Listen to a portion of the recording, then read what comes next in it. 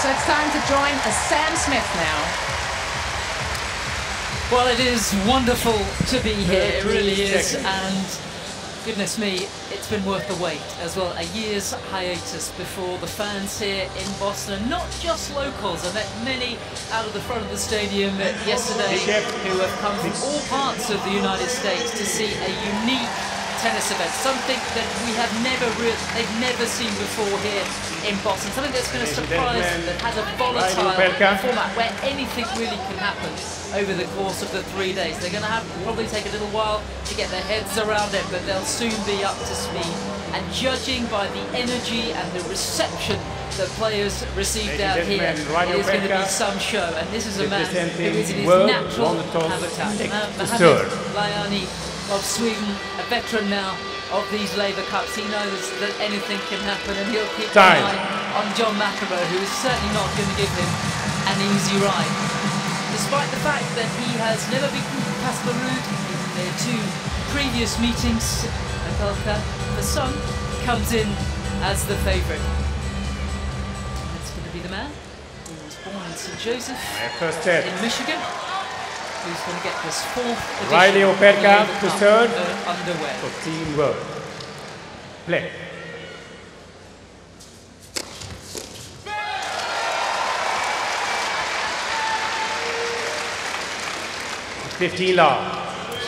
These two just separated by just over a year. They would have been around each other in juniors, but never actually played.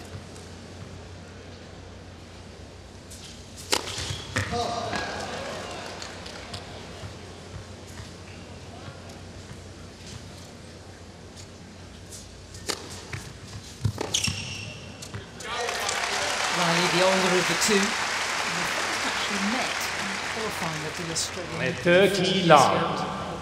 who won on that occasion, but that's not really counted as a main draw tour match. They met in Houston on the clay, which certainly would favour the Norwegian. And it was Casper who came through in 3 tough sets.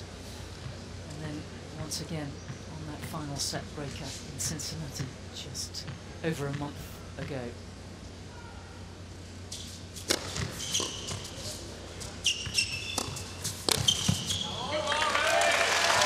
All 5 sessions are a complete sellout, and they'll have to get used to the different format because they're not going to play best of 3 out here. It's going to be 2 sets, and if they split them, there's going to be a 10-point match tiebreaker. I think it has been renamed the Laver Breaker, but I might have been given a bum steer there. It sounds good.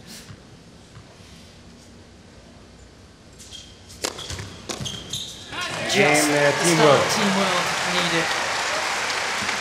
Jim, your first Laver Cup, and it's interesting to see how the fans, you're a big sports fan, you live in America, of course you're American, how they just sort of start to catch on to the format, how quickly they plug in to what might unfold out here. Yeah, I do suspect that they're already plugged in. Boston is a town of college kids. They're all around here, not just provincial. They will know about this Laver Cup, these fans. They certainly, based on the reception that Daniil Medvedev got when he walked out, they were paying attention at the US Open when he had that amazing run just over a week ago. And they're already in full voice here. Casper Ruud to serve for Team Europe. R.o펠카 blasting away, and now a chance for Casper Ruud to start his campaign.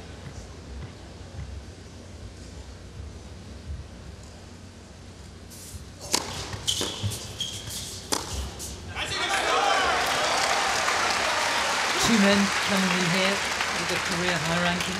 Love 15. Last Monday broke the top 10 for the very first time. Riley now a top 20 player. But I tell you what, the captains have not been shy out here. 2 debutants, and they've just thrown them in. Swim.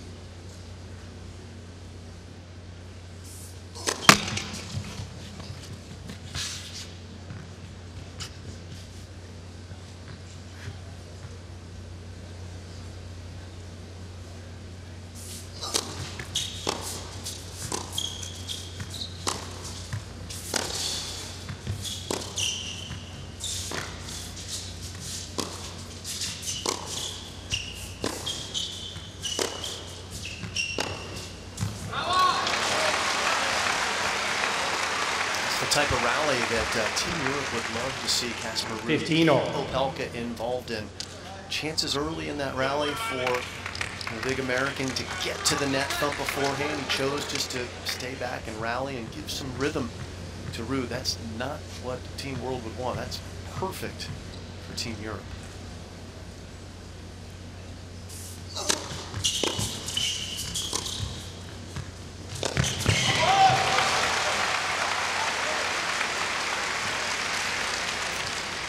Sam, this court is pretty 15. gritty.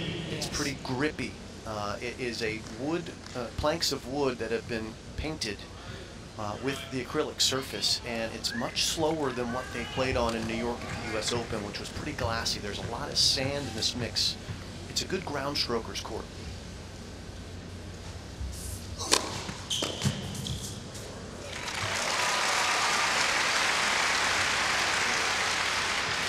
At 15. The players have had a few days to get used to it. Of course, this court wasn't here this time last week. They've had to build it. The ice rink is underneath. They've had to let this special paint really cure and dry. Game Team Europe.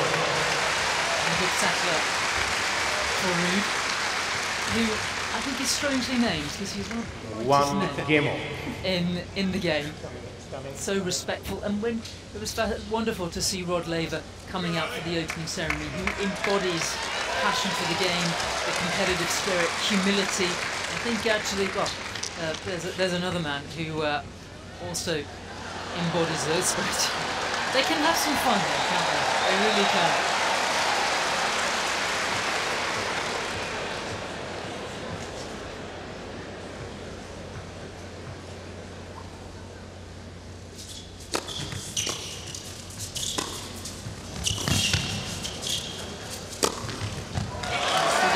He's been on the American radar for some time, winning that junior Wimbledon title. 15 love. Standing in the Royal Box, as that's where the boys' singles used to be presented. I think everyone was quite shocked at just how tall he was. But you've seen him. He's been on your radar for a number of years as well. Well, he comes from a small town in North Florida called Palm Coast, and the good fortune for tennis was that one of our greats in tennis here, former Davis Cup captain of mine, Tom Gullickson, happened to live in Palm Coast, and he knew Riley's father, and he started Riley playing and gave him some great technique from the beginning.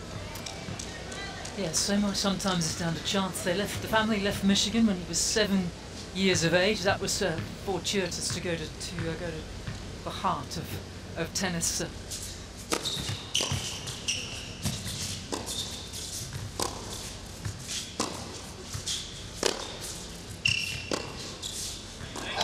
He didn't start playing that much until he was 12. 15. Starters out there. When you think of Casper Ruud, such a different education. He was playing mini tennis with his father, who'd been a top 40 player in a little court in the back garden. I mean, he almost grew up with a tennis racket in his hand.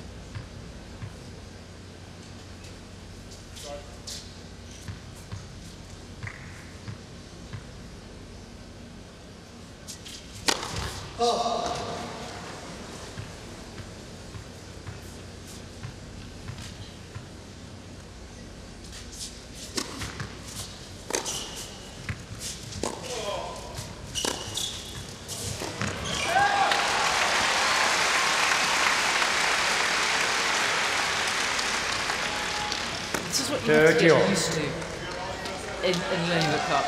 You've got your teammates, meters away. You've got two legends of the game keeping an eye on you as well. There's a lot to be conscious of out here.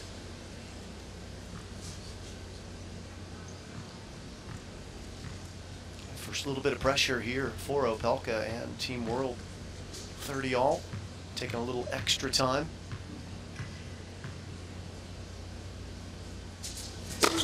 And here's a real chance for Casper Ruud. He's going very deep to return this. This is back well beyond the Laver Cup sign.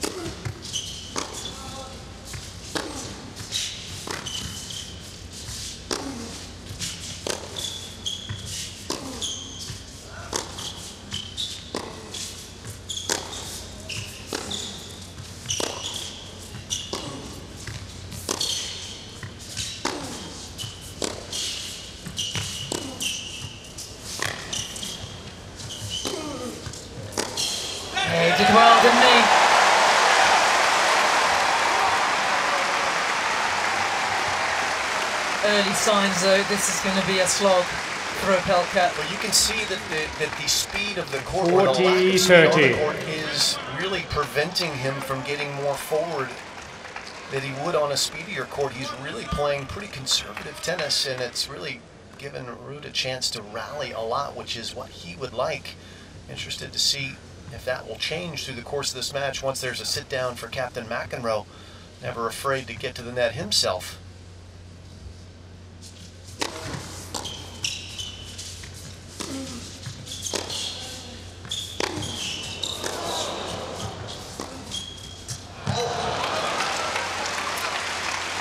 And so much, in a way, unfairly, is about Riley's height and the fact that he has a big serve. I think out here today he has an opportunity to prove that he's a lot more than that, and he surely is.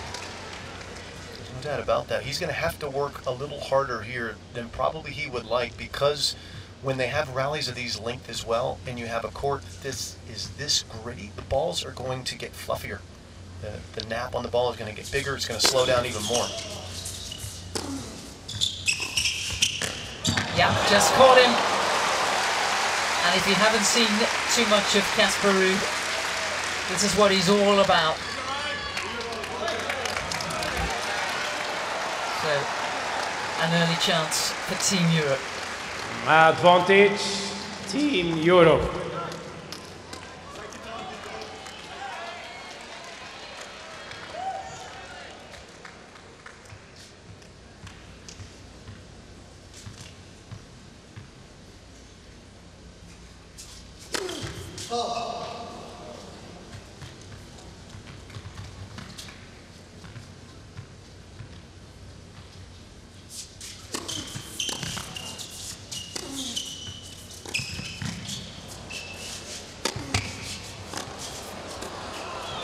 Oh, he's missed it.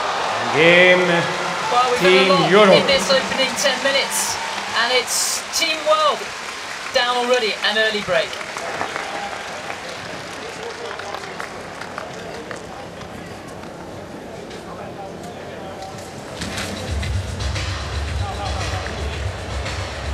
Team Europe is 2 games to 1.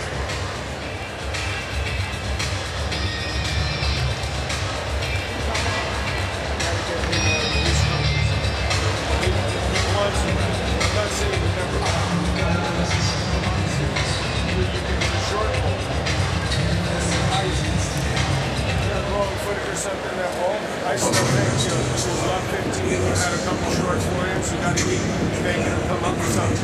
He's lucky with what he last week out. He got confidence for, that one rally, then he hits a couple big serves. That would be what I would think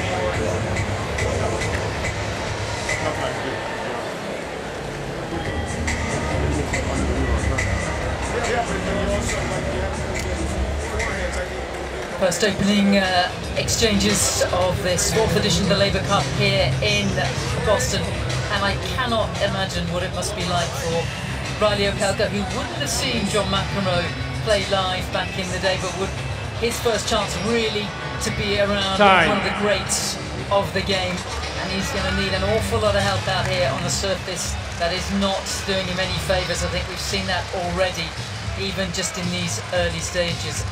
And there's a sense of urgency from Team World that they've got to get off to a good start, because that has been the problem. The last 3 Laver Cups, they've all been playing catch-up.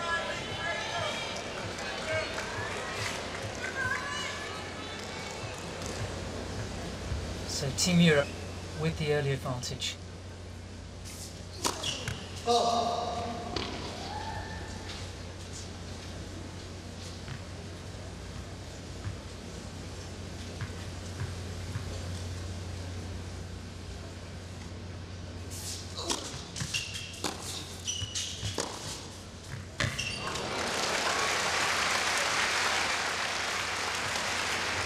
Fifteen love.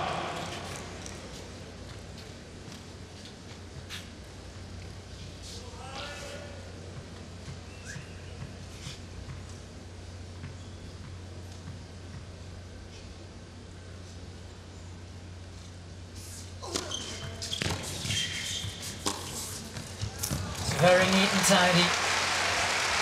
Jim, I'm fascinated, and Casper's done an incredible job. And you knew his father, Christian, who before him, was a big star back in Norway, top tennis player in his own right. And it's not easy to be the son of, is it? But he seems to have coped with that extremely well. Doesn't really have seemed to have burdened him at all. I haven't seen Christian, his father, here, but he is the coach of Casper, and they are tied at the hip on tour, and they are wonderful friends. Obviously, there's the father-son relationship as well as the coach, but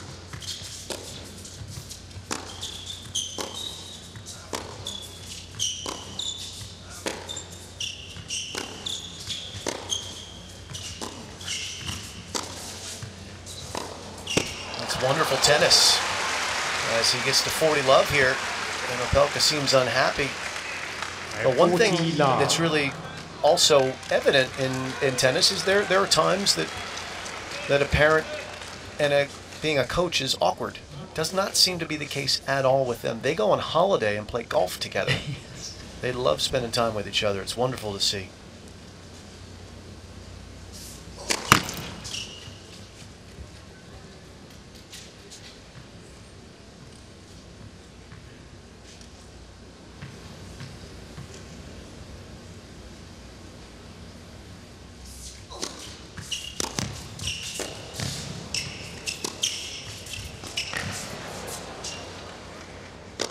Riley having to work so hard.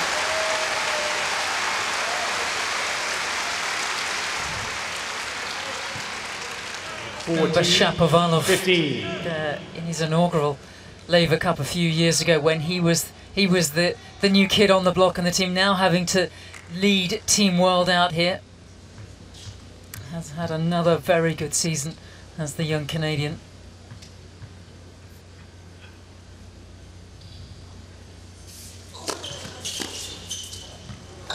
Game Team Europe. Ruud settling in very well to this new environment. Team Europe is Roger 3 games Federer. to 1. Hello, Roger. Snuck in last night under the cover of darkness and came into the venue this morning. Oh! How great is that? That is so Roger, isn't it?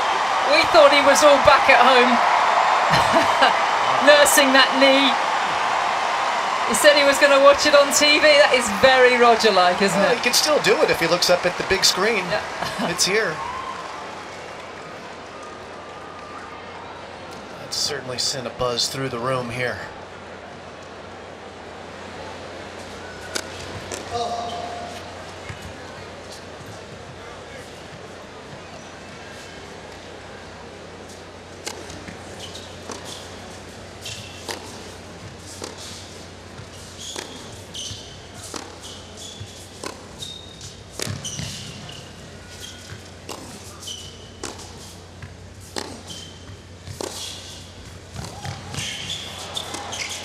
Yep, he's getting pulled this way another.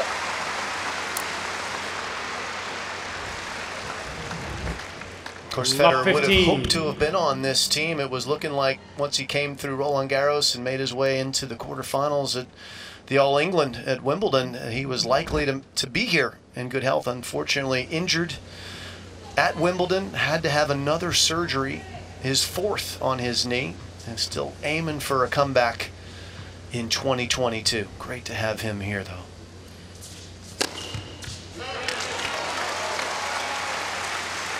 I wonder if he ever regrets giving one of his, I'm not sure which child it was, but I think he first did it, didn't he? Giving one of his children a bath. It cracked the cartilage. In Australia. Yep. I wonder if he's probably very absent at bath times now. He's got 4 children.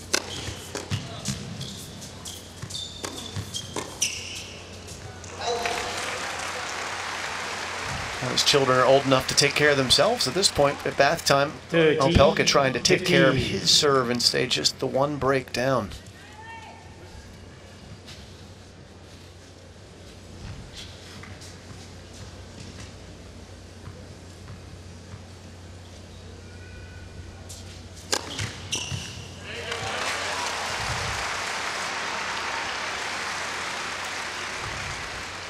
40-15.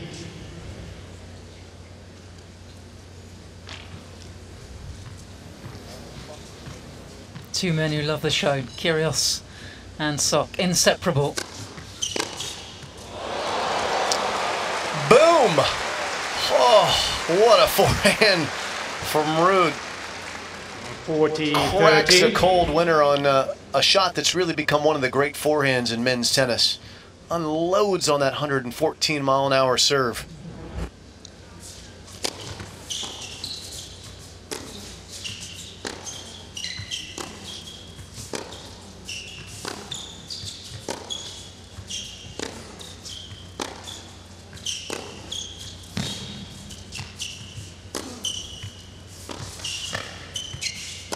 A little more heat Game from Riley, does World. the job.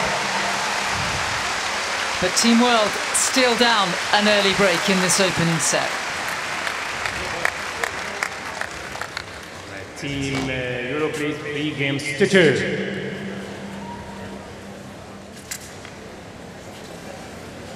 Of tennis here, and R.o펠카, we've got somebody who's hitting the ball hard and flat, and it's not getting up off the court at all. But the big difference is with Casper Ruud, when he hits his ball, it is definitely fluffing up, and Riley's having to take the ball up on the rise, even though he's almost 7 foot tall. That becomes very, very challenging over the course of a match. And the other thing to consider down courtside is that it's very, very cold as well. So the ball's not traveling through the air at all. It is fluffing up greatly. It's really checking when it hits the court surface. So as soon as Ruud's able to get that first serve back in play, then it is a very much an uphill battle as far as Opelka's concerned. So unless he starts to make many, many more first serves on the big points, it's going to be very, very difficult for him. But what an atmosphere down here. It has been a phenomenal start for Team Europe.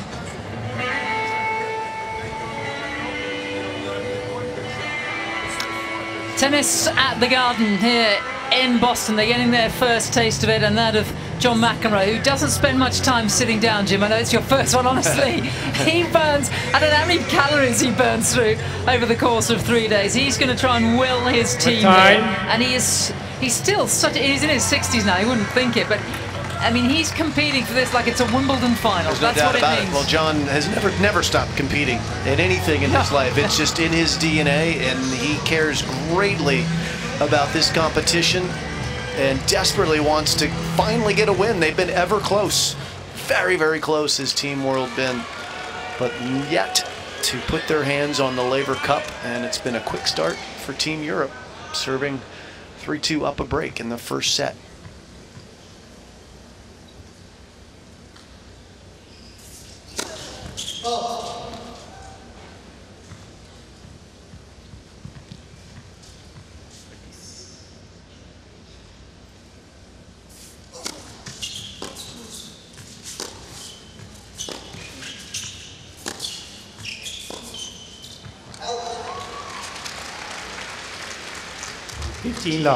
It's been another year of great progress for Casper. You've got to remember, only 22 years of age.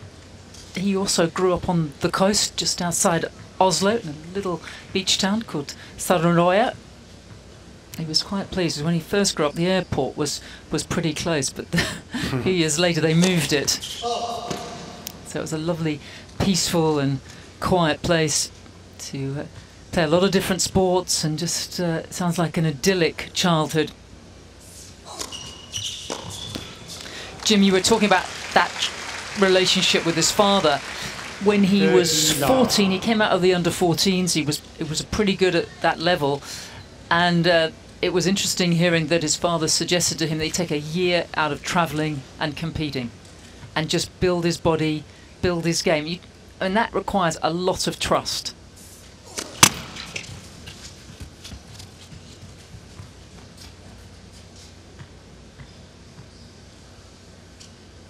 He understood what was required for his son.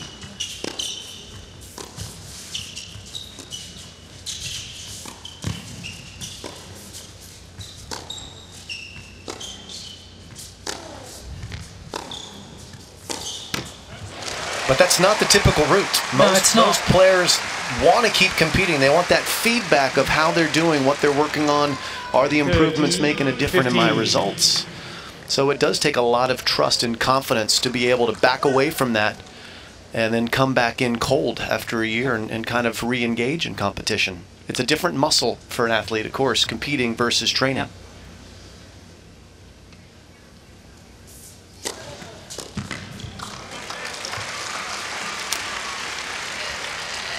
There's also a lot of 15. friendly competitiveness between Dad and Casper. There's quite a lot of dispute over when Casper first beat Dad. He says it was at 14. Dad said, no, it was 16.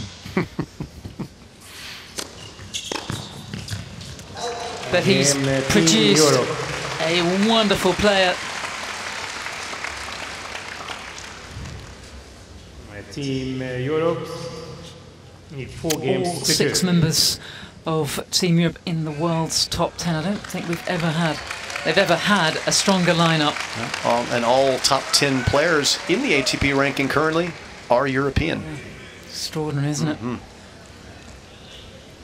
See, the win predictor is shifted dramatically from the early goings. And, you know, frankly, I'm a bit surprised at the tactics from Opelka, how much he's engaging in long rallies. 15 love. And that's to Ruud's credit that he's extending these rallies, but I think that Opelka should be trying to force his way into the net, where he's won 6 out of 8 points when he's gotten in there so far. I don't think he's winning 75% of the baseline exchanges.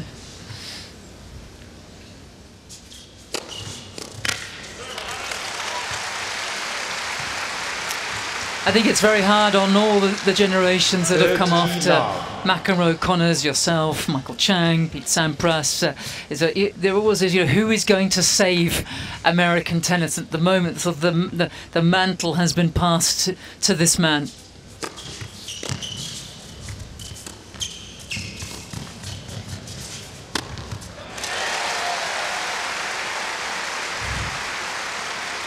It will be fabulous if somebody lobs Riley. 40 Yeah. I mean, it's unlikely, but you know, it might happen. I'll tell you, it's not easy for these players to hit overheads as well because of the configuration of the Jumbotron. There's lots of moving images when you look up. Watching that one go by quite a bit, Casper Ruud. Second love service game. Just the way he opened up here, but having to play catch up down. Still down that single break. 4 games to 3.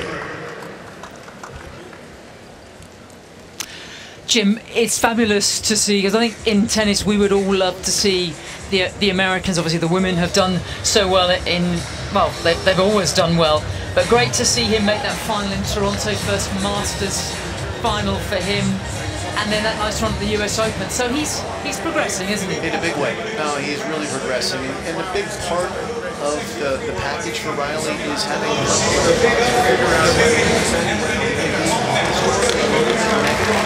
in matches, and he's gotten much better at managing that negativity and using his great strengths. And John's not going to let him get too negative. That's one of the things. John will keep him up and energized and motivated. Might need earmuffs though. John's going to talk his ears off. John's going to play every point. Yeah.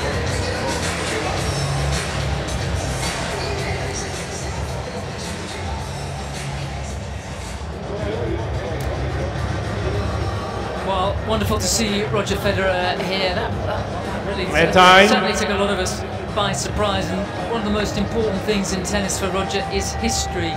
And being here in Boston for this 4th edition of the Laver Cup, you think how quickly this competition has built its own history. It's got an aura, it's got a prestige, and it's the team that everyone wants to be on.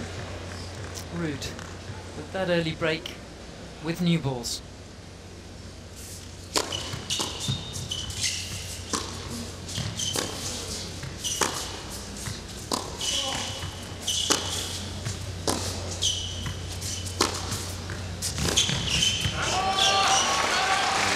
Opelka just unhappy at the grittiness of the court. It will be also a little more difficult for these players to slide on these courts. Not only is Rod here, caught a glimpse of Fred Stolle former Wimbledon champion, one of the greats of the Laver era.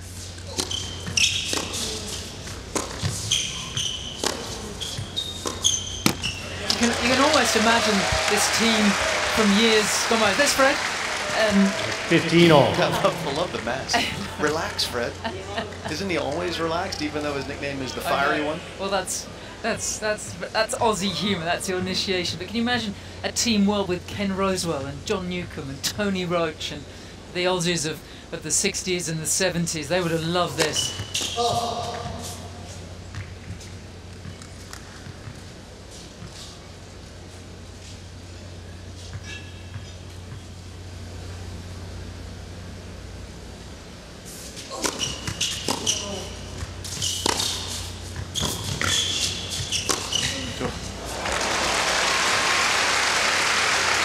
They certainly would have loved it. Just explain 13, how he 15. generates so much spin off this shot. Well, first of all, the grip is pretty extreme, right? Think about this is a mirror image of Nadal's forehand. This is a right-handed version. It generates over 3,000 revolutions per minute, so that gives it a lot of control. And he can rip it almost as hard as he wants, and it'll still dive into the court because it's just dropping at rapid speed with all that topspin on it.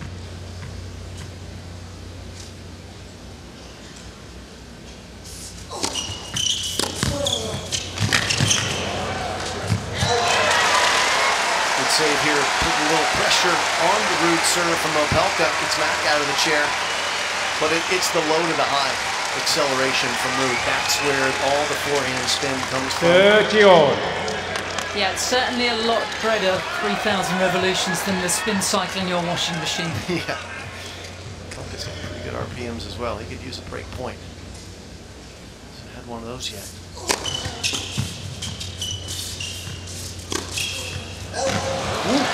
Called out.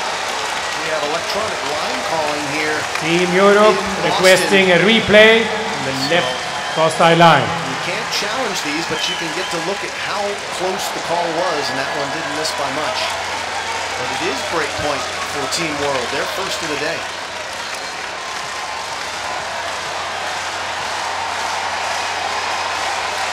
Thirty, 40.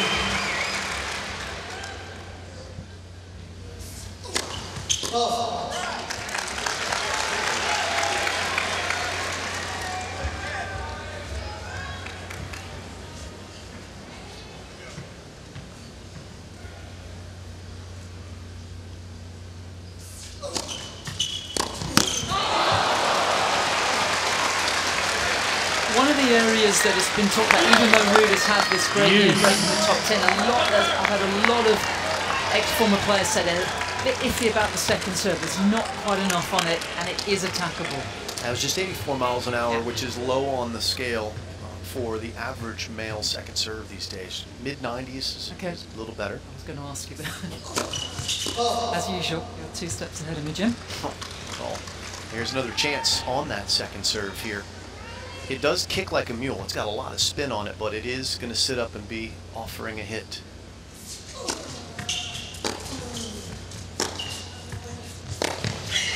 Again, great width from the Norwegian.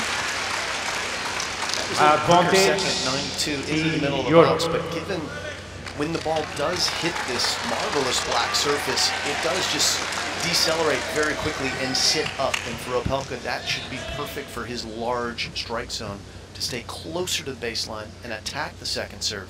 Stay too far back on that one. He should be right on top of the baseline. He's standing about 3-4 feet behind it, letting the ball come to him. He should be inside this baseline to hit this second serve return.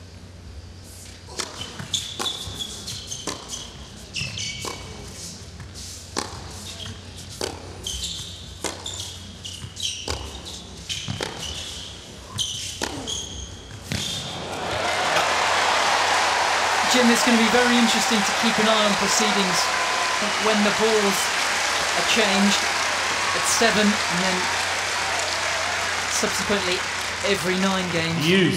Because I think they'll be very different from that ball at game 7 to the ball at game 8. and it would suggest opportunities. I think that's where we might see a lot happening over these next 3 days. So a second juice in this game. As the balls get to the end of their life cycle, it's so difficult for these players to finish points. It's going to be, because they're just going to be bigger. They're going to catch more wind resistance with the nap fluffing up. They're a lot smaller. They're like BBs here in this 8th game because they're brand new comparatively.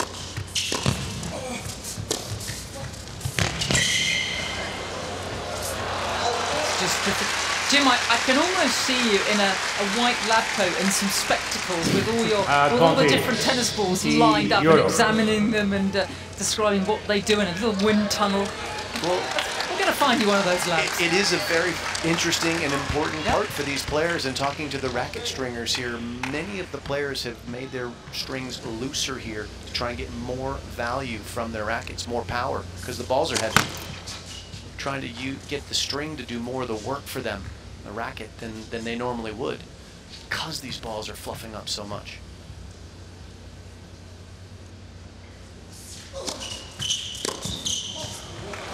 Game Team Europe. Break point, second serve for Opelka. Not able to take advantage, and Europe. Ruud maintains the break advantage. Don't forget, both men on their debut.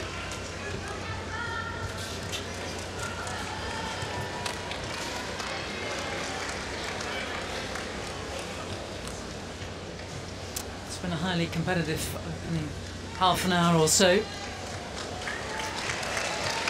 that's what Federer wants. He wants a close competition, as it has been for the last 3 editions. But Opelka now serving to stay in the first set.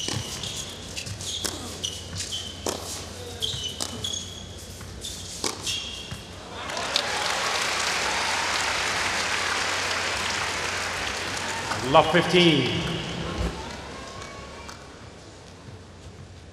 As the baseline rallies here are just being dominated by the man in blue, understandably, at all these conditions. He's able to manipulate and maneuver his Team World opponent out of position. Look how deep he's standing to return. This invites a serve and volley.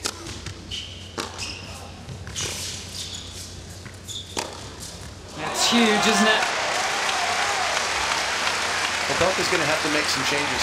Team World and Captain McEnroe need to make 30. adjustments, because if they keep playing this match on Team Europe's terms like this is going to be straight sets over and out, 1-0 Team Europe. One-way traffic.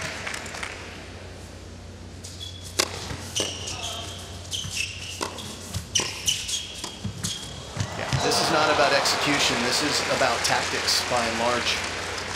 Love 40. Very quickly now the other direction. Ruud made such a good start, breaking it in Opelka's just a second service game.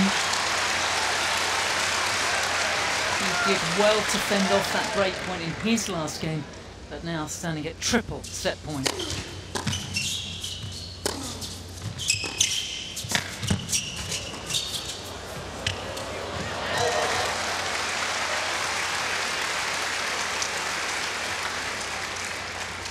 $15, 40.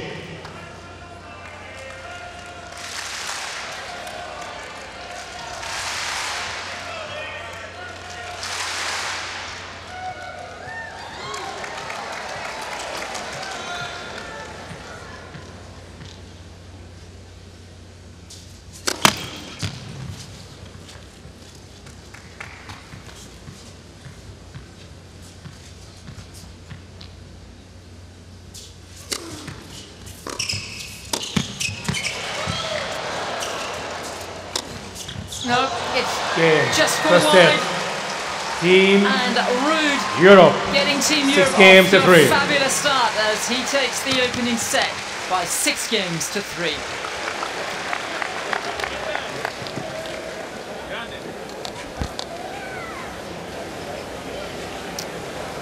Well, there's not really an awful lot for Captain Borg to do there, is it? Except it seems to me that Ruud is just ticking over very nicely. He's settled, which was key, because this is not an easy environment. And the court, the conditions and the tactics seen this, I mean, 6-3 set, you break R.O펠카 a couple of times a set, you've done all right, haven't you? Yeah, and if you look at the statistics, his first serve, there's a lot of room for improvement for Casper Ruud. Less than 50% in play, and Riley serving at a great clip, better than he normally does.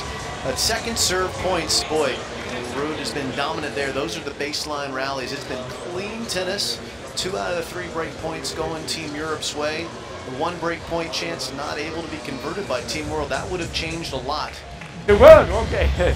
See at the start here, Rod Laver at the coin toss on the court, and then it's been all Team Europe since then. It really has. It's been played at Team Europe's pace, longer rallies, not as much net play as you would have liked to have seen if you're Team World. And Ruud is just in a nice rhythm, Sam, but for that first serve, and I expect his serve to get in more of a rhythm here in the second set as well. Opelka is going to have to lift and change some tactics. First set. Team Europe. Well, it's first blood to Team Europe. An excellent set of tennis by Norway's Casper Ruud, making his debut here. A man who has made his breakthrough, making the 4th round of a Grand Slam for the first time down in Australia, was a little unlucky to tear a stomach muscle against and had to retire against Andrei Rublev. Done very well on tour this year. He's mopped up all sorts of titles. Struggled a little though in the rest of the slams. It'll be interesting to see if he can push through in that longer format next season. You couldn't have a more extreme, could you? Going from the US Open, playing best of 5 to here, where just a reminder of the format, it's 2 sets if they split, and then we'll head into a match tiebreak, a 10-point match tiebreak.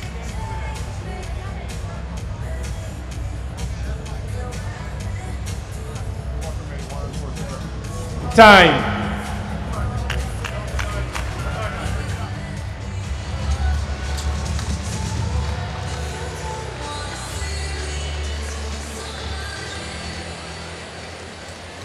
Energy certainly very strong in the building here, but Second set. Team Europe to serve. seems to be more Team World fans here. They'll be looking for a little spark early. Casper Ruud trying to suppress that, doing a great job thus far.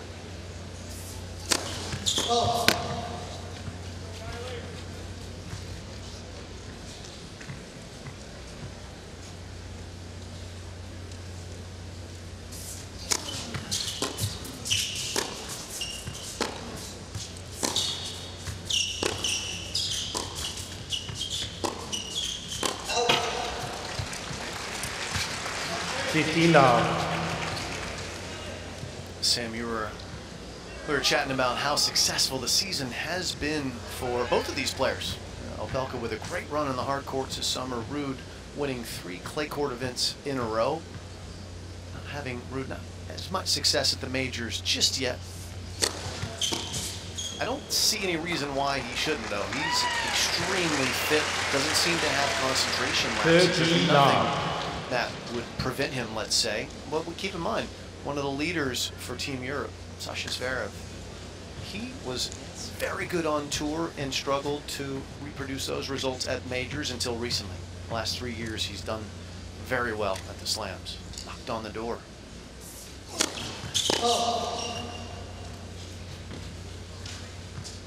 And now at 10 in the world, Ruud's draws will be a little bit easier as we see Sasha.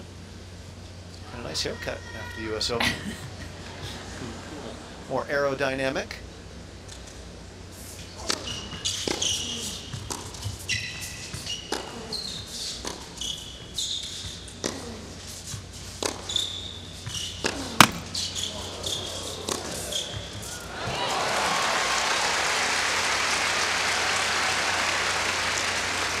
And 14 love.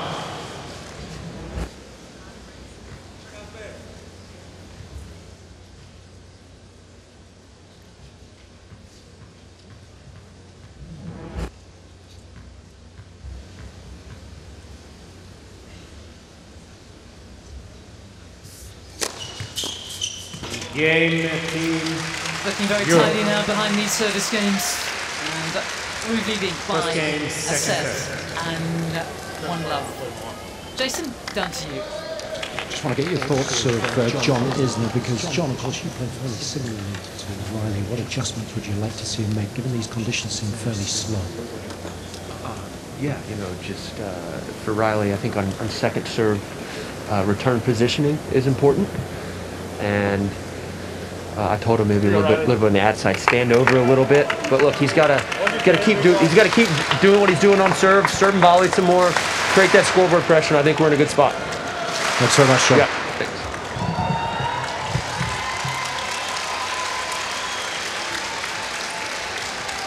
Isn't 37 years of age now, in unbelievable physical shape, and a great inspiration for Riley to see just how long a career can be prolonged. So a lot of work to do here.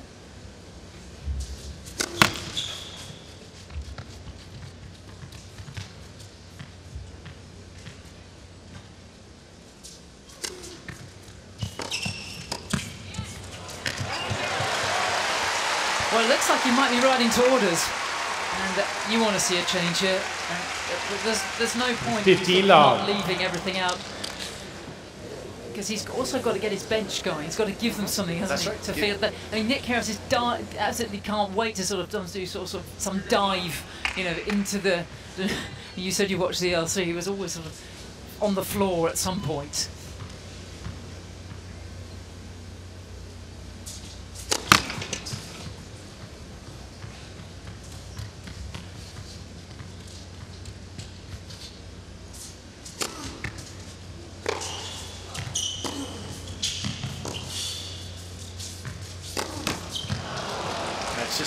Fantastic tactically from Casper Ruud, buying himself time when he's out of position there, throwing up a high looper, challenging Opelka to hit something, not able to make it that time, but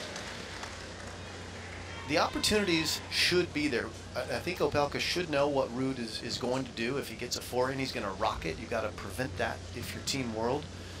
You got to shorten points, and come hell or high water, if you're John McEnroe, you need to see Opelka finishing points at the net.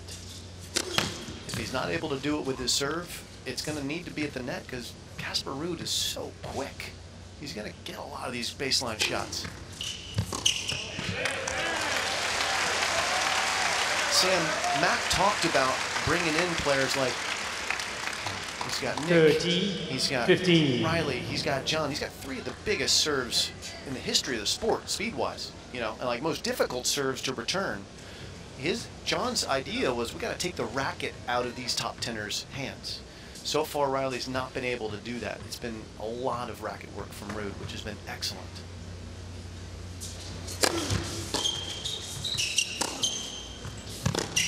Yep, again, finding the space.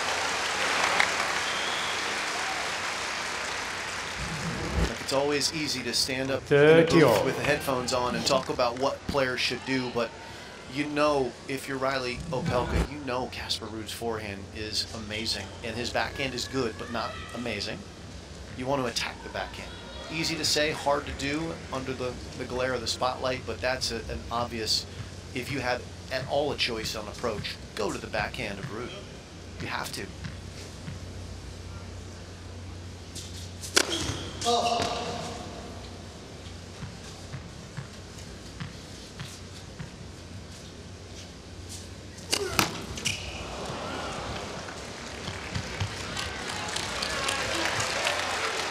Time for your first double. I'll tell you what, McEnroe's going to be out there with the sander trying to smooth this court over. 30, 40.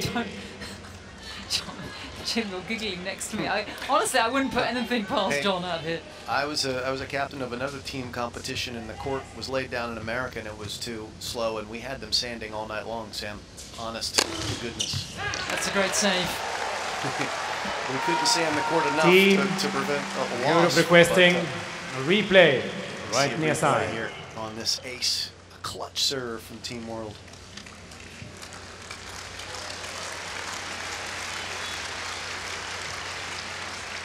There's so many lovely touches in this Laver Cup, so many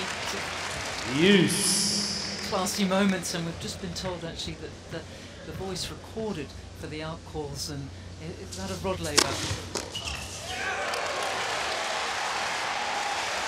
He clearly didn't hit too many balls out in his career. Advantage, Team It's just World. this competition has been so well thought out, right from the very first year in Prague, and then it moved to the Chicago, and then a couple of years ago in Geneva we had Roger Federer in Federerland.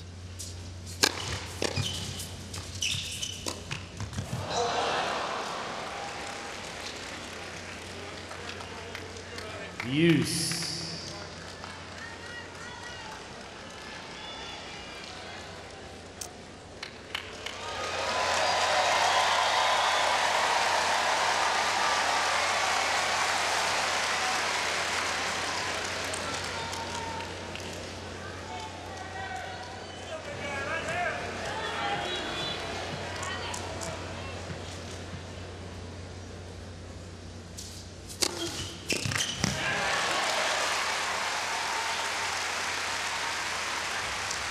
Somehow I've got to try and dig this one out. I had to say this year on tour his record when he's lost the first set, surprisingly, he's won 3 matches all season. He's been behind.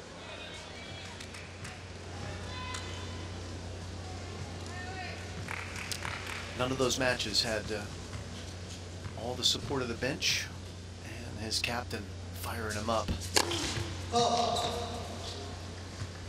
See if that makes a difference. Casper Ruud certainly has other ideas.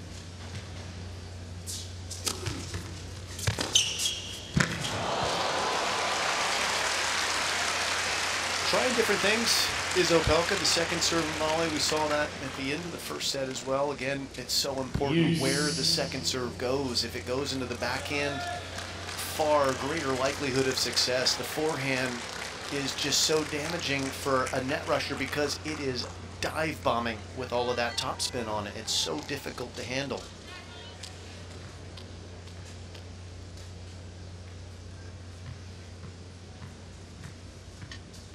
Ruud stands in close to try and cut off the ankles of these first serves, but then retreats deep for the second serve, the lower speed.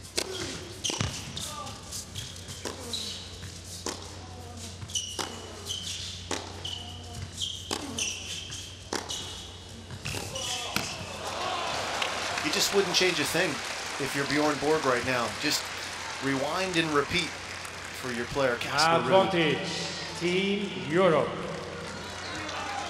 Just sit there and look elegant, like the Panther you are. Second chance for Ruud in this game to break.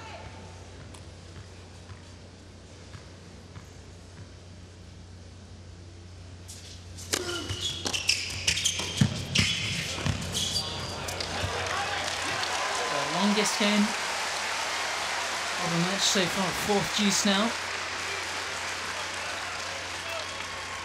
It always seems to be the theme of this Laver Cup. Team World hanging on, trying to play catch up. It's something that they really wanted to avoid here in Boston early on.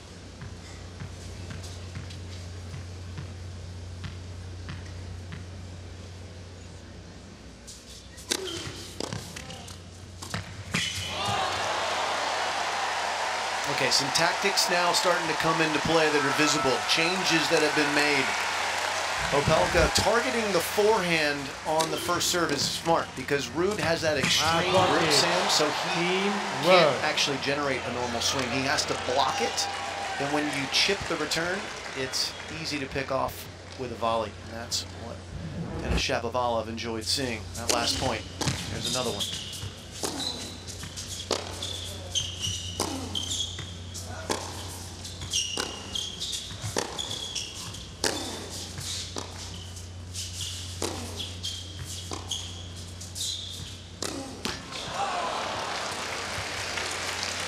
Started by another blocked return from Ruud, who doesn't miss many of those, but it's a real chance to be aggressive if you're Team World off of that shot.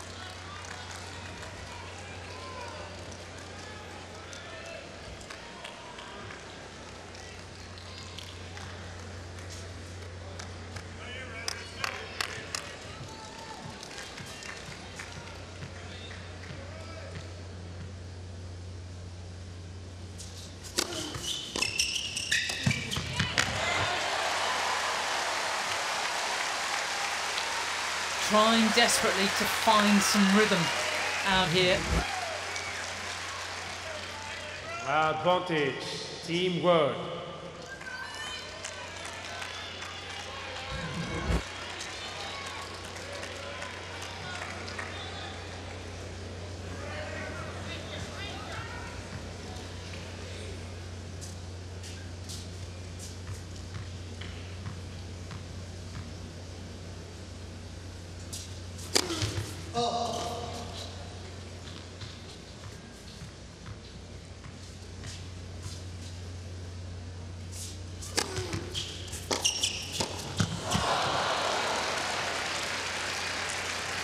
A lot of good things being done in this game by R.O펠카, but that's an odd decision to try and serve and volley to the forehand on the second serve when Casper Ruud has so much time to see you coming and so much time to wind up. Bad decisions there. Got to go to the backhand. And if you're Team World on that second serve, kick him out wide.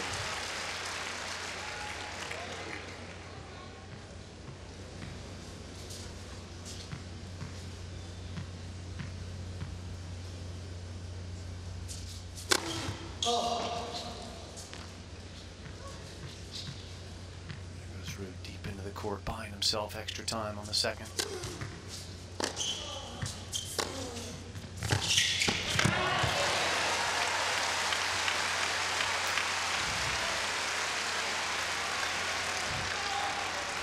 Advantage, teamwork.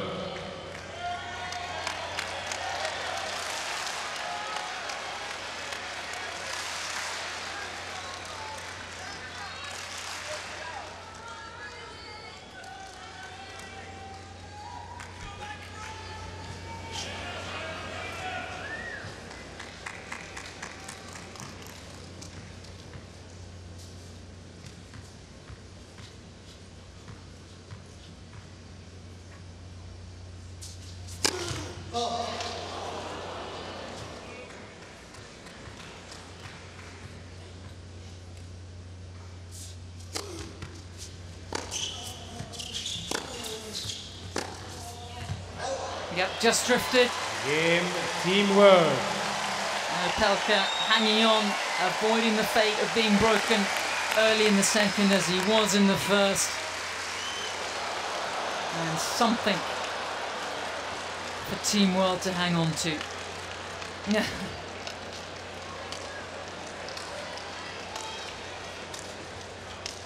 One Great to game see on. Jack Sock back playing again. Haven't seen too much of him over the last season or so. Maybe this will really sort of kickstart him back into tennis. He's been playing pretty well in the run-up to the US Open. Had a good run there, played brilliantly in the opening set against Vera before injuries got him, so not sure that he is fully fit. He is the reserve player should someone get injured or ill for Team World.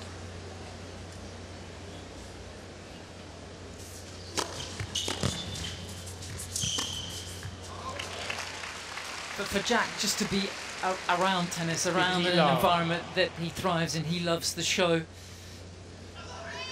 can only be good for him. No question about it. He thrives in this type of environment. Well, he'd play every week like this. Yeah, I mean, I think you make the case he's been the most valuable player for Team World in prior Laver Cups. His doubles prowess and how much value there is to the doubles points.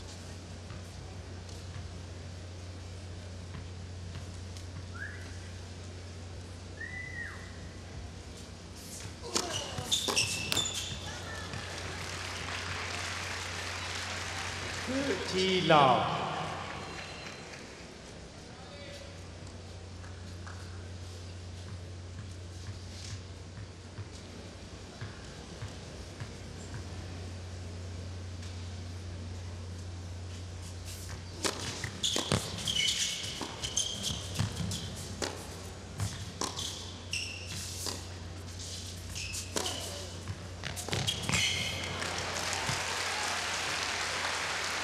There's just so much effervescence to that forehand. It just fizzes off of the racket. It's so tough for these players to catch up to it once it gets out of there. That strike zone in the center of the court, too.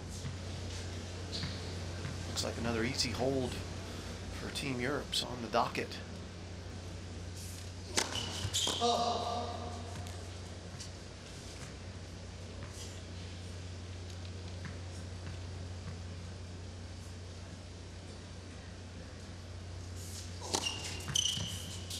He'll take it, and it's back-to-back love holds for Casper Ruud, and Team Europe now ahead by a set and 2-1. Europe lead 2 games to 1.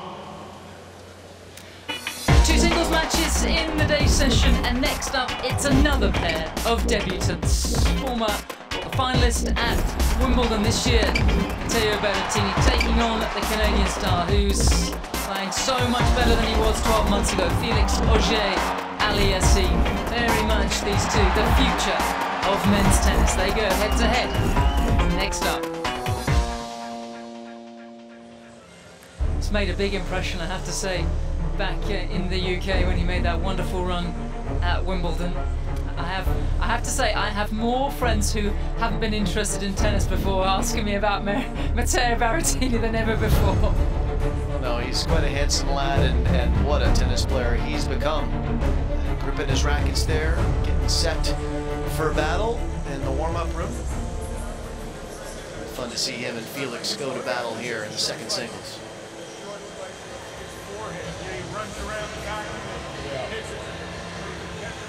On serve, just about in this second set, and certainly R.oPelka not going to be short of ideas. Sitting.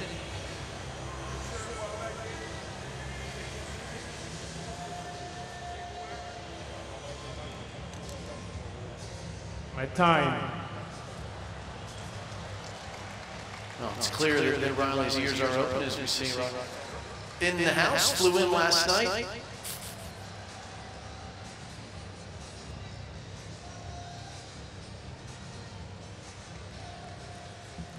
Yes, I mean, he must sit there thinking, you know, this wouldn't have happened without him. He created this, and it came from the right place. It came from his heart.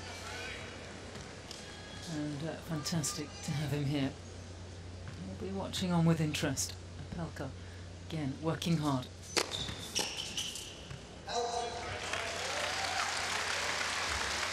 He had a lot thrown at him at the change of ends by Captain McEnroe. I'm fascinated to see what will sort of unfold here in the next sort of 5 or 10 minutes.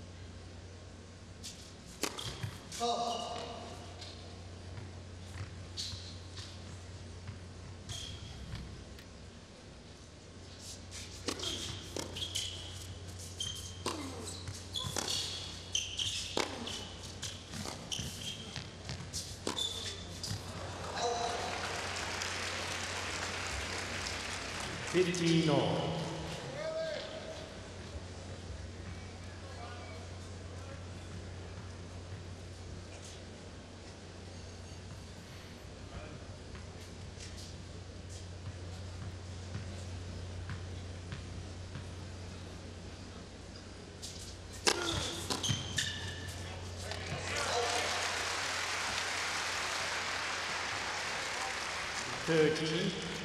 Just to give you an idea of maybe just how difficult it is to serve on this court, just 4 aces for Opelka. He'd normally be way up on that number at this stage in a match.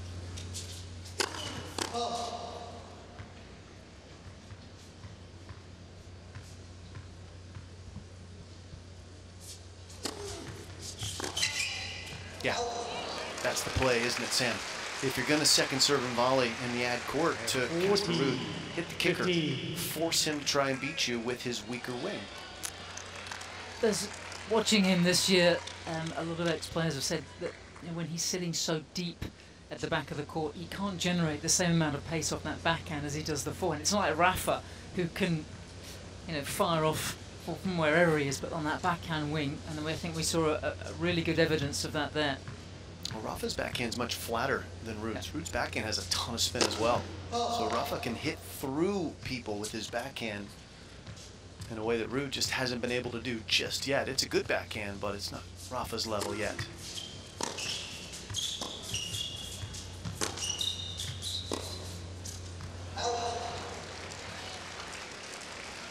40, Is that 30. something you would want to see from Casper going down the next few seasons, that he has the ability to flatten out that backhand? I think it's important to be able to flatten out both wings to get the ball through the court quicker. When you're up closer to the court, hit down on the ball effectively.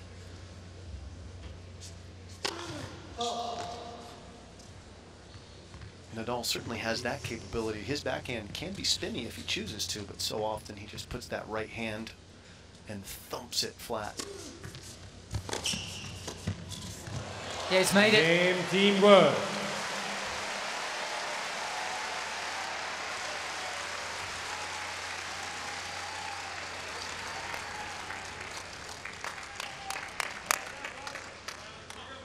Two games off.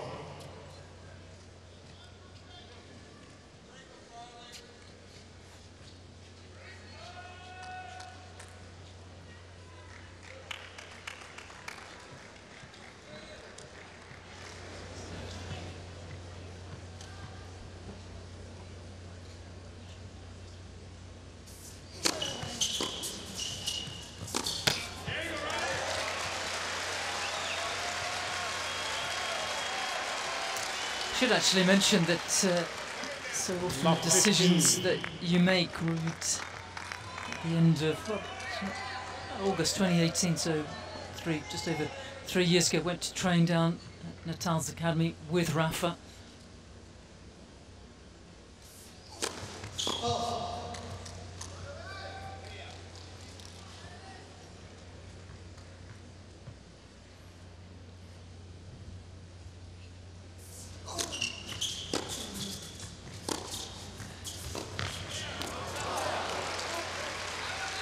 And Jim, Casper has talked a lot about doing that pre-season, hitting with Rafa most days, about barely being able to get through his apartment door at the end of the day because he was so exhausted. And, he'd never experienced intensity like that.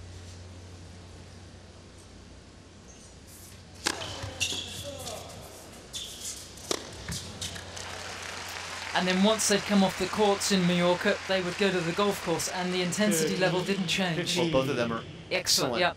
Rafa, I think, just slightly better than scratch, and Casper Ruud not far from that. I heard he was playing off a 1.8. Not sure how much time he still spends down there, but it really was a sort of pivotal decision in his career.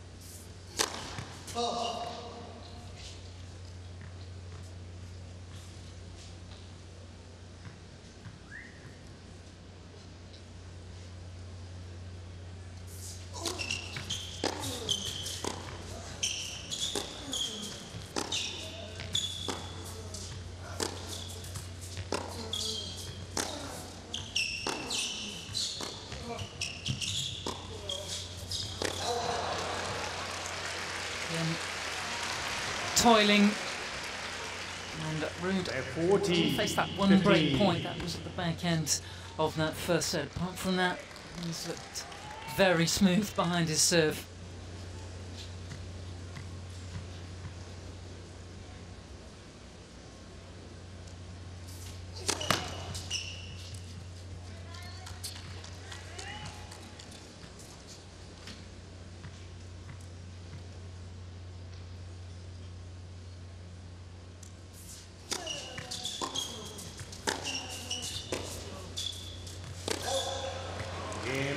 Team Europe keeping the pressure on as we remain on serve in this second set. Team Europe. Well, it's never easy waiting, is it, Jim? Particularly when you know what you're coming up to. I want to ask you a little bit about Felix, because he's someone that also has been down at Rafa's academy working with Tony Nadal, and he looks to have been making some fabulous strides, particularly in the last few months. Yeah, no, he's been impressive this summer. We thought that we might see some movement from him on the clay, but it really was the grass where things picked up. And he's going to have his hands full with Berrettini. No doubt about that, but it's going to be tough. It's going to be tough for these guys waiting. They're going to be anxious to get out there. The good news is this format is a little shorter. You have the Laver breaker, the 10-point tiebreak in lieu of a third set. So if this does go Team World's way, it's not another full set. They can kind of gear up and get ready on the bike and all their stretching and be ready to bring their adrenaline to the court. Yeah, this Laver Cup keeps moving. And then it's 50, but he hasn't gotten a rhythm. And maybe it'll be love 30. Yeah. And then all of a sudden it's a different ballgame. When you get in a rally and then you hit a good rip at 35, and that's different than love 5. But let's just keep focusing on your serve. Yeah.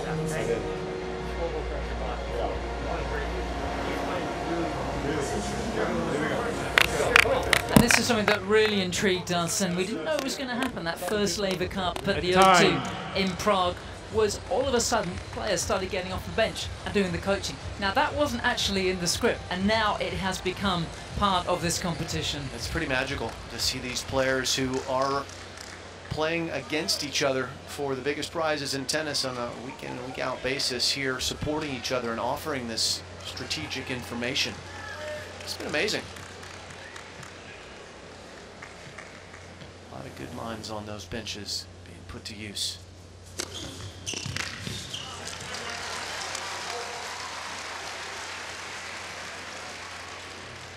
Love.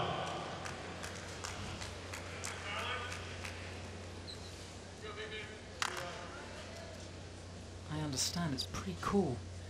Down by the court, you wouldn't know it looking at Casper's shirt and Riley's baseball hat.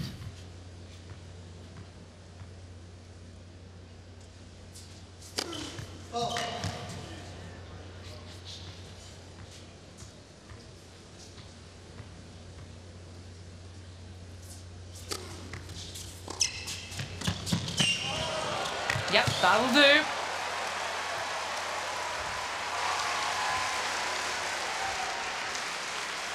Short volley, such a good play on this grippy, gritty court because the ball just grabs and stops. Look, that didn't move forward at all. Once it hit, it just stayed put. It bounced straight up and straight down. Now, at the U.S. Open, that ball would have been at the service line. It would have slid through that faster court, would have been gettable for Ruud. Not here. Just got a cameraman on the far right corner of the court. They just need to calm that situation down. Opelka ready to let it rip again. Just his 5th ace. Just 135 miles an hour, Sam. Just, rolling the shoulder over. 40 love. A weapon.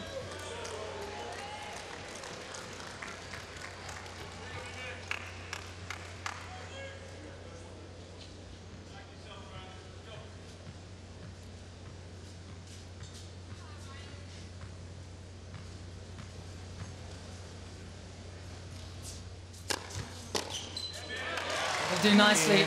Team work. He's starting to motor here. His third love hold of the contest. And that is 3 games all. exactly what Captain McEnroe and the team were encouraging him to do. Get through an easy service game and put the pressure back on Team Europe here. Take some chances on these returns to see what happens. Ruud wants no part of that. He wants the long rallies. He's comfortable when these things go past 4 or 5 shots. He's in control then. And Sam, I love that serve against a tall player. The body serve, when they have such long levers and you take that space away from them, it's harder for them to get out of the way. He's a very sort of quiet player, isn't he, Casper? You hardly you hardly hear him. He's very light on his feet.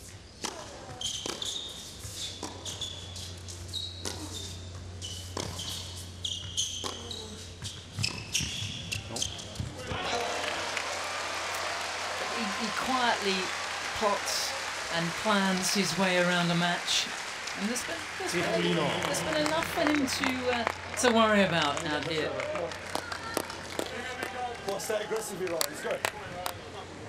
Nick showing off, if he went with this earlier, Riley's handiwork with the clippers. His hair. He's got a tennis ball on there. There's a danger moment now for Casper Ruud. Opelka on the prowl to be offensive. Kyrgios encouraged him to do so, and it's going to be a second serve. Ruud has to defend.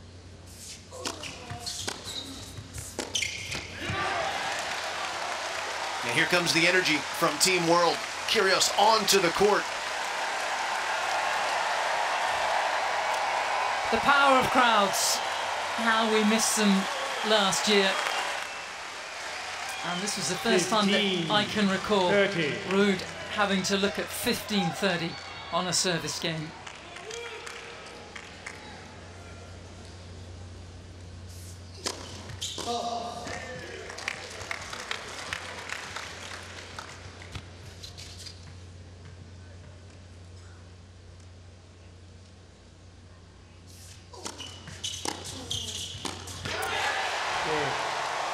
Starting to get the ball through the court now.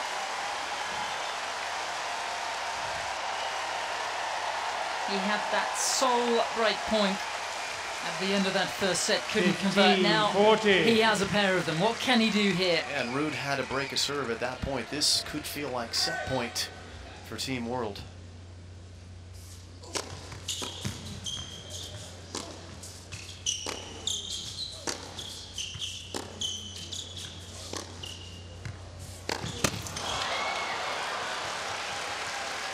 And that gets a few players off of the bench there. Tsitsipas up and at it.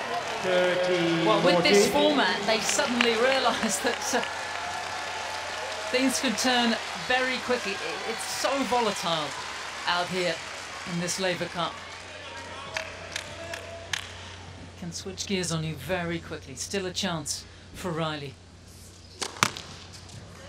Here's a real chance now, a second serve. A lot for Ruud to think about. Opelka ripped the backhand through the middle on the prior ad point with success. He jammed him up. He changed the location on that serve. Opelka was looking for the backhand. He got airborne and couldn't get anything on that return. That's a big escape. Good tactical shift from Team Europe.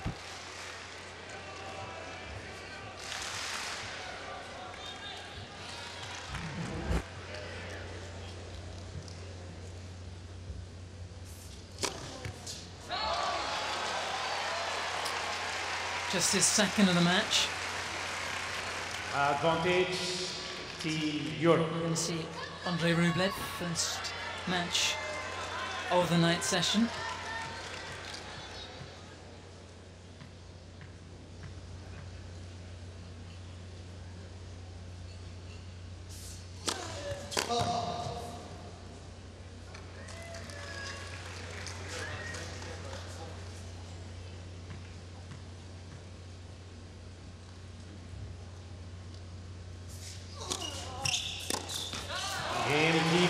Just showing why he's 10 in the world, and Team Europe keep their advantage. They lead by a set and 4-3.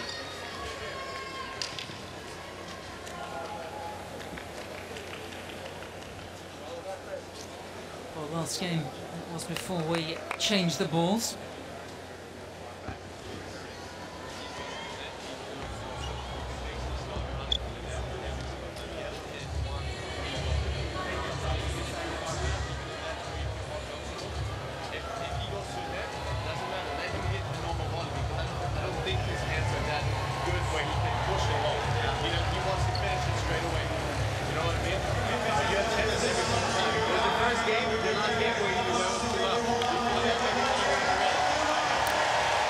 Champion getting involved. He was wonderful in Tokyo, and Bjorn was actually asked earlier in the day if any leaders will emerge, and I've got a feeling that Sasha, in the absence of Federer and Nadal, he's an old hand at this. I think he's going to roll his sleeves up.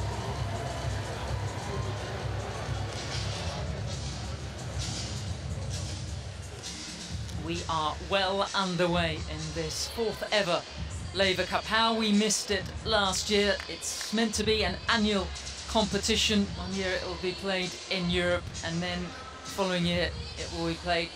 So far it's been played in the States, but there's nothing to stop it from being played down in Australia and in Asia, in South America. Who knows where it will go in future years. We do know where it'll be in 2022. It'll be in London at the O2 Arenas, and a venue that is very familiar with men's tennis, having hosted the ATP finals for, was it over 10 years? A long while. Yep. This year it will head to Italy and Turin, which is fitting considering just how many wonderful players they are that are being produced from that part of the country.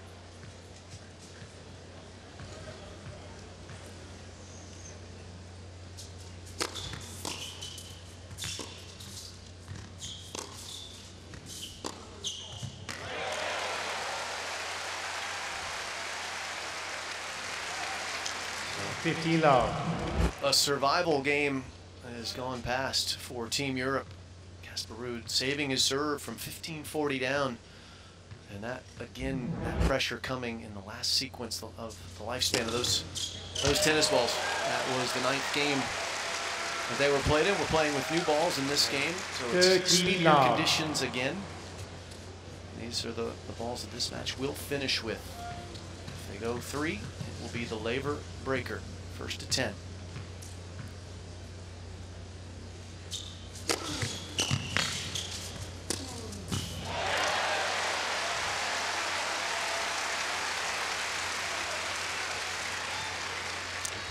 Riley has the opportunity to really get a little momentum going here.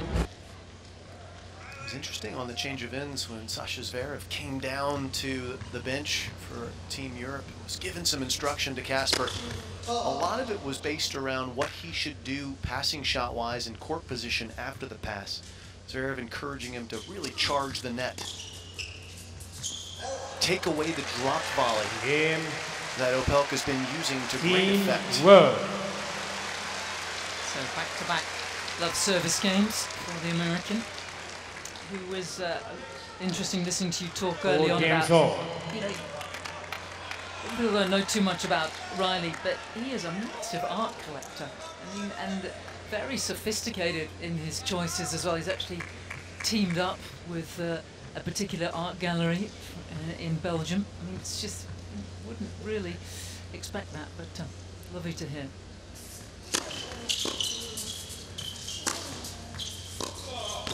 He's a collector of emerging artists, modern art, and he's very much on the tip of the sword with that. And that's something that he and John McEnroe could share.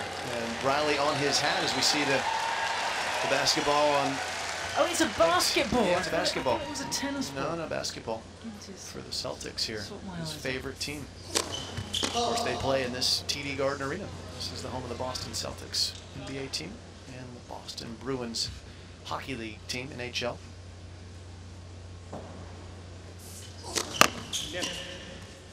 I say Riley, just last thought on that art gallery, he has a deal with them, and on his hat you'll see a little pink swath on there. That is the name of the gallery on there.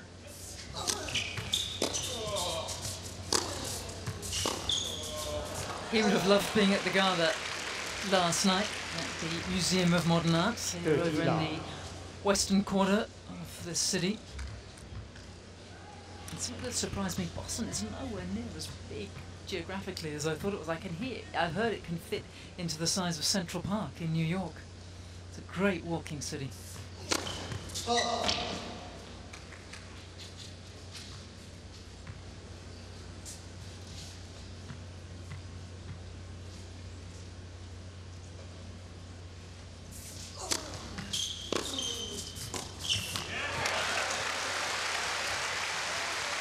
City that these players have gotten to experience a little bit. They've gone out on different excursions. I saw Felix Auger-Aliassime, I think Tsitsipas had gotten out and about. Some of them visited Harvard Business School, very famous finishing school for the leaders of commerce in the world, not just America.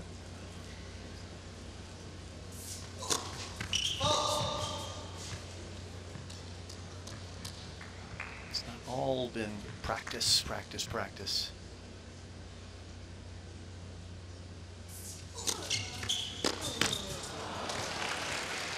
Well, they've all played an awful lot of tennis this year in a schedule that has certainly been a little bit more settled than last season. The next big event will be in Indian Wells, moving from March to October. There'll be the Paris Indoors, there'll be the ATP Finals in Turin.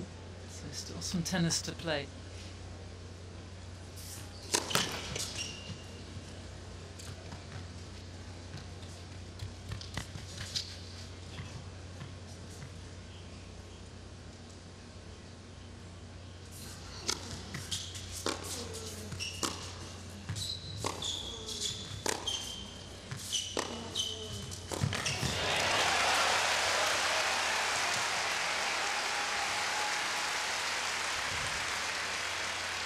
whatever happens here, this is a better set from R.Opelka.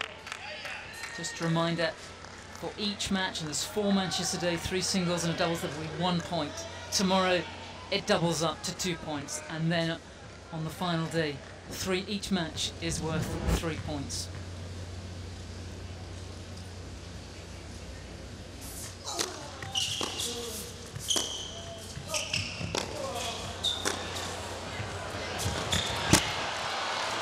Round the court. And Ruud pushes ahead once more in this second set. Team Europe in 5 games to 4.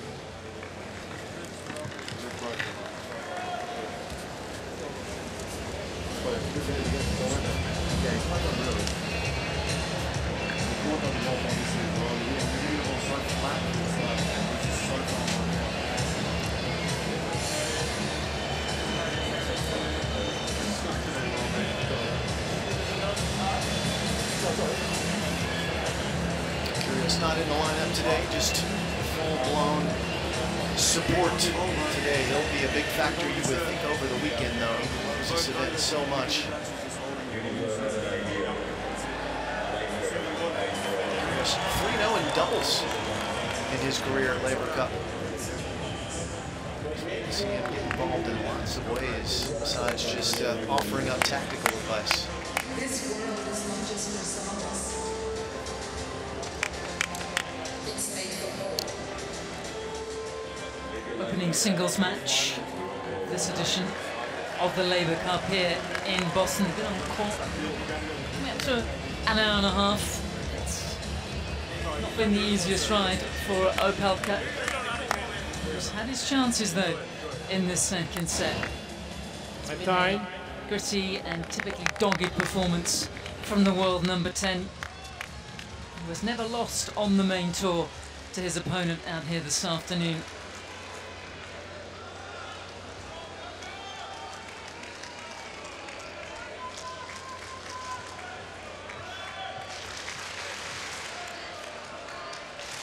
Opelka serving to keep Team World in match 1.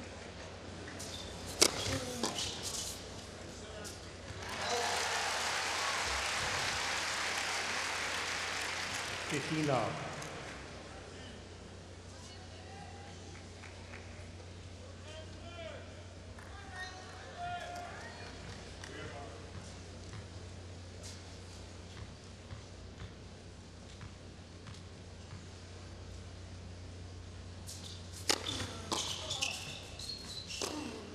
That's tremendous. Put a little extra spin on that forehand. Gets Kyrgios up out of his seat. I almost feel, Jim, that there's been a lot more adjusting to do for Opelka out here than Ruud. So not surprising that it's taken him some time just to find his way, but when he does, it could be interesting. Oh, he's caught him. No. Yes. That was in. It was in, yeah. Oh yeah, no one really sure. He thought it was out. Team World requesting. Yeah, it's in. It's in, Casper. Replay on the left baseline. We may not have the challenge system with this electronic line calling, but the fans still want to see the close calls, and it's just going to be a blend of getting that right. So first point that he's dropped. Opelka in the last 3 service games. Oh, nice adjustment there from Casper Ruud. Running around his backhand, taking it all or nothing move, and rocks the forehand. It was on the racket of R.Opelka, but not able to handle it. And now, just a couple of points away. Things can change very quickly out here in this format. Just a couple of points away from getting Team Europe their first point.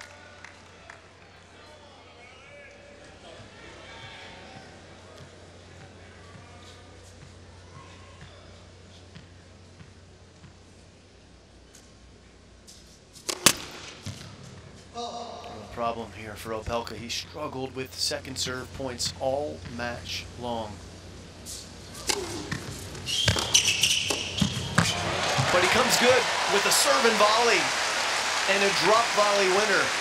It's been his go-to play when he's come to the net, just digging the volley over and letting the court just kill the speed. And it works for him again. And it's not easy to hit a drop volley off of something that high. To hit down, much easier to spike it. Good choice from those fellas' teammate. He has a point to get to 5-all.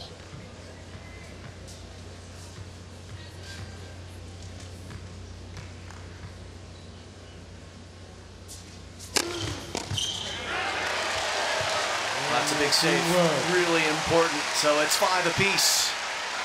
And those second serve points, well, they've been a real problem for Opelka, under 50%, but Casper Ruud has been absolutely dominant with his second serve. And Sam, we talked about how it's not one of the best on tour, but it's been effective for him today. Not necessarily because he's done a lot with it, but when he's needed to, he's moved it around. And it's been clutch when he's had to have him in there. Those break points that he saved, yep. He's come good with a few. That was big in that 7th game, so on we go in this second set.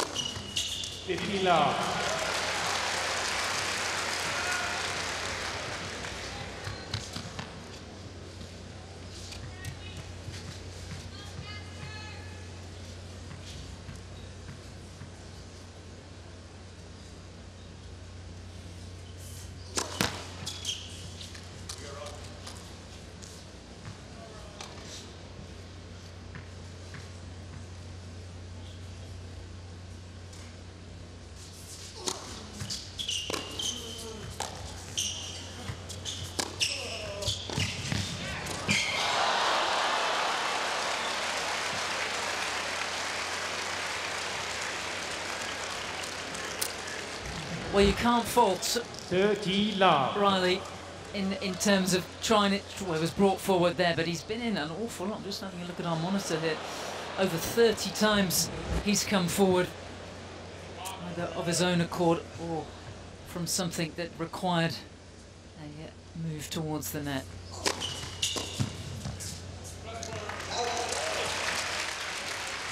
Good to see Ruud in this kind of form.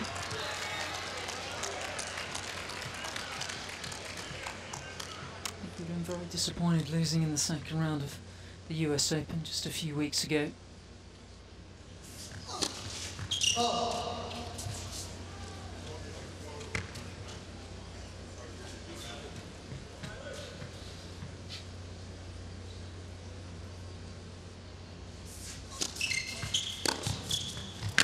That's more like it.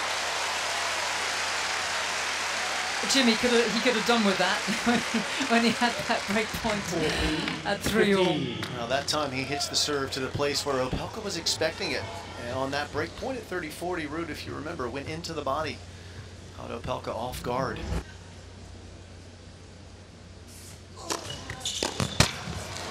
Team Europe. Still not allowing Opelka to get his nose in front here in this second set. Ruud maintains his grip. And once more, just a game away from giving Team Europe their first point.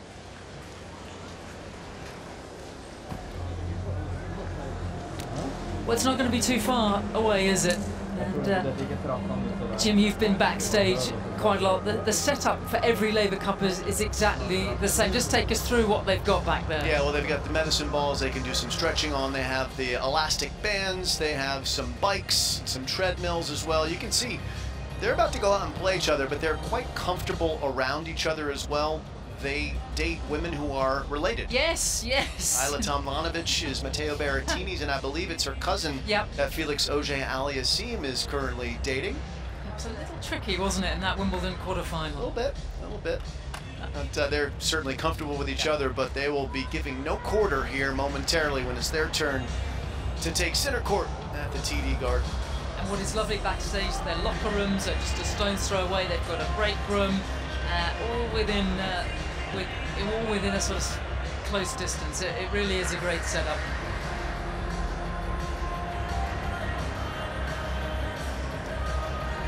Deep in thought is Casper Ruud. Just needs a game to clinch the first point for Team Europe. Here very much in his own little zone there. Captain Time. giving him plenty of space as he goes out for this important moment that will decide the second set, one way or the other. They'll either break serve and take it, or they'll play a tiebreak. And that will be a 7-point tiebreak. That will be a Jimmy Van Allen tiebreak. The man who invented the tiebreak, which has become so much part of our sport now. So for a second time, R.o펠카 serving to keep Team World in this first match.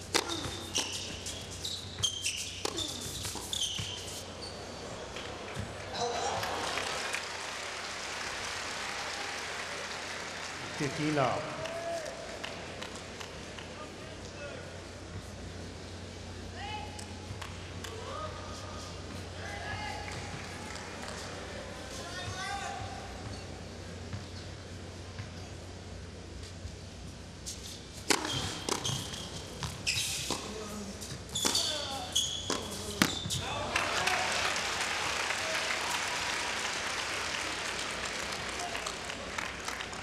15-all.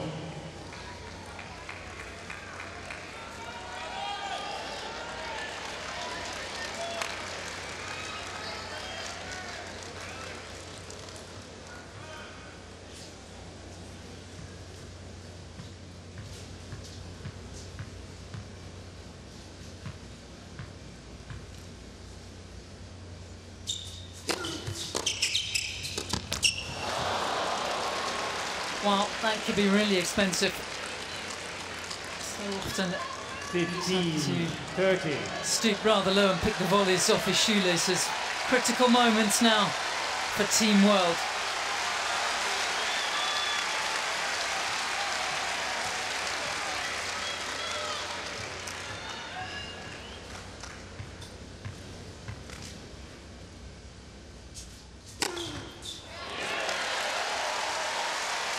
It's unstoppable.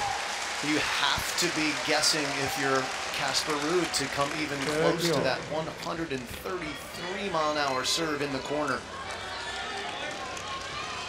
You can see an awful lot of the service box from almost 7 feet.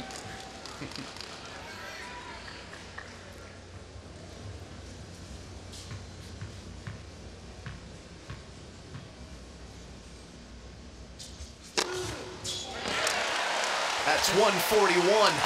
Oh, I think I heard a sonic boom.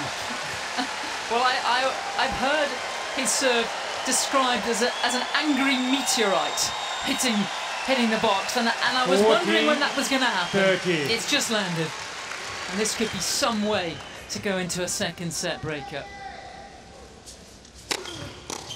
Yep, he's getting the job done here, and he's giving Team World some hope.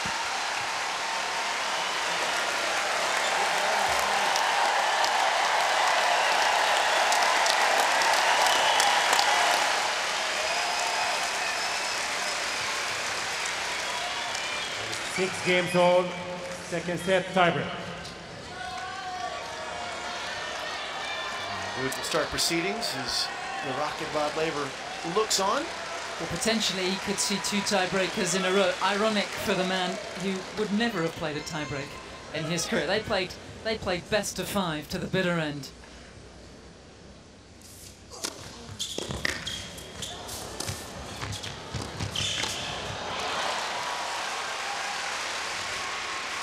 How much it matters in this environment, who knows? But Ruud's been pretty tidy with his breakers this year. He's won 10 of the 17 that he's played.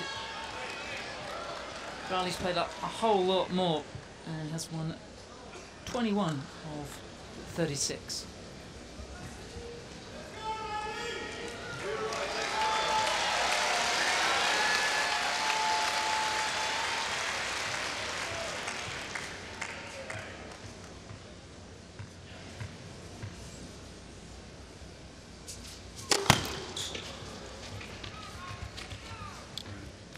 Thinking like he was going to stay in, but goes deep for this second serve. And that was what the response would likely be. Opelka seeing the space, try to get the second serve onto the backhand, follow it into the net, challenge the weaker wing of Ruud, and that paid off for Team World.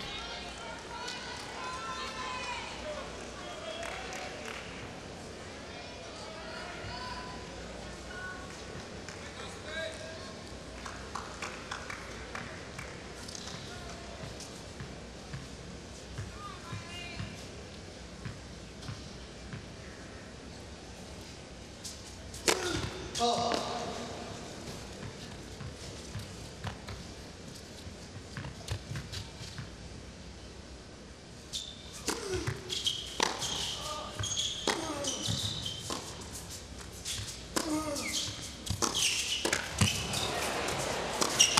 he hit him. There's an apology, and it's a sincere one, but that was a smart play from Casper Ruud to go right at the 6'11" Opelka. Opelka was covering the cross court and never had a chance at that one. No, he's like an albatross at the net. And that is Casper Ruud all over. As you said, certainly not any intent at all. He's continuing to apologise profusely. He is one of the politest young men on tour. Yeah, and Opelka won't be mad at him for hitting that shot. He knows it was the right shot, too. That's a vital mini break.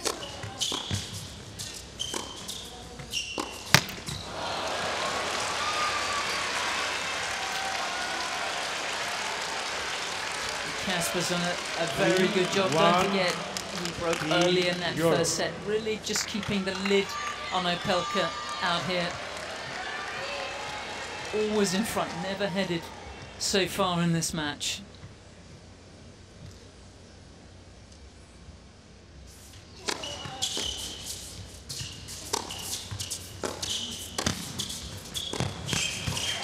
Beautifully done. And it's Ruud coming to the party now.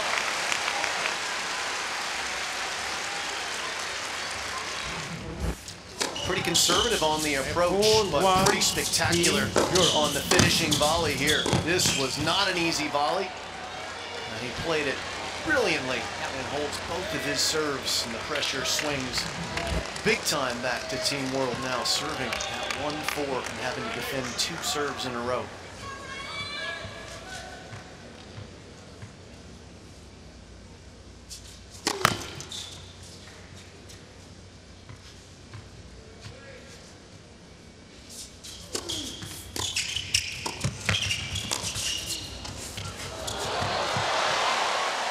That ball spun back into the net.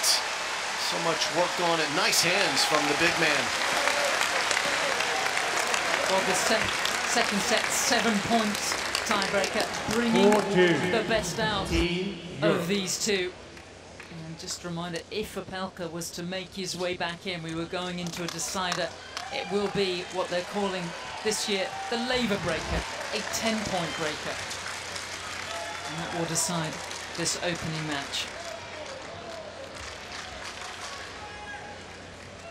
It is a unique situation on tour.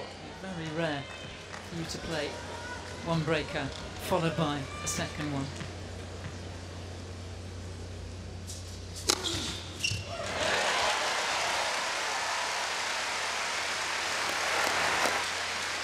Well, decision time now for Casper Ruud, who's having a rather low first serve percentage day, just making half of his first serves. But he wins almost every single one of them. If you're Bjorn Borg right now, you're probably desperately hoping that Ruud just takes a little pace off the first serve and ensures that he gets him in. First serve percentage there, you can see, not as Opelka's. So if you make the first serve, you're going to win almost all these points if you're Casper Ruud. Big decision time for him. Go for it or not.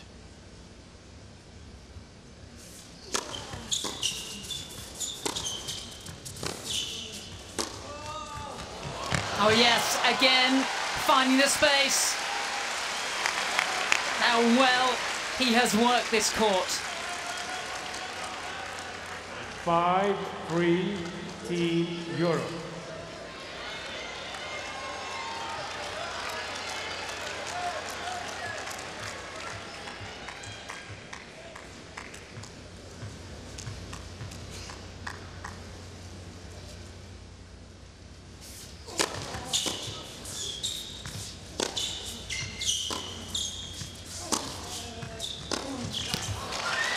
What a time for 2 first serves and some forehand excellence.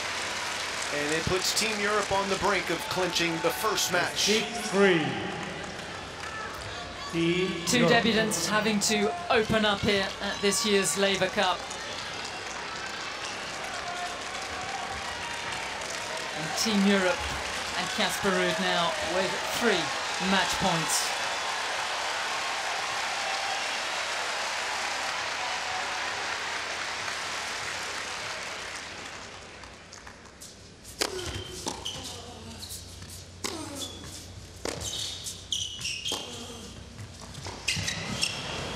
One save.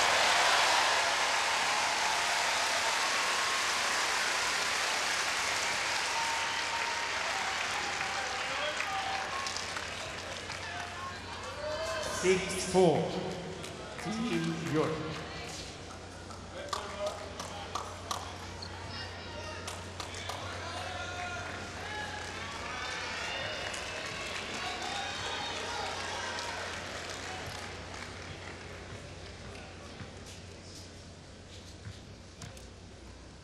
Just losing his concentration, went to serve actually then to the ad court. Game, set and match, Team Europe. Ruud rocks 2 Riley. sets to love, 6-3, 7-6. And Team Europe off to the perfect start.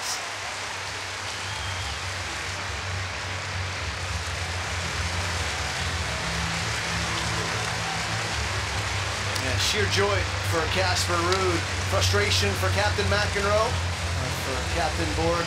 It's a perfect start, a straight set win over a very challenging opponent. Casper Ruud, he came out with a fantastic game plan and executed when he needed to.